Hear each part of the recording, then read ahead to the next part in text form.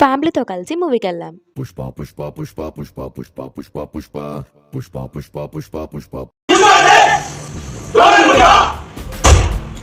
Fire కదా wild fire. లో అమ్మవారికి పూనకం వచ్చి ఎలా అయితే నాట్యం చేస్తారో అలానే అనిపించింది. కొన్ని మూమెంట్స్ లో గూస్ బంప్స్ వచ్చేస్తాయి.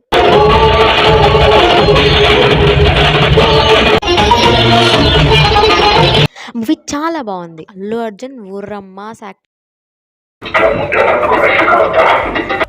కొన్ని సీన్ లో ఎలివేషన్స్ చాలా బాగా చూపించారు.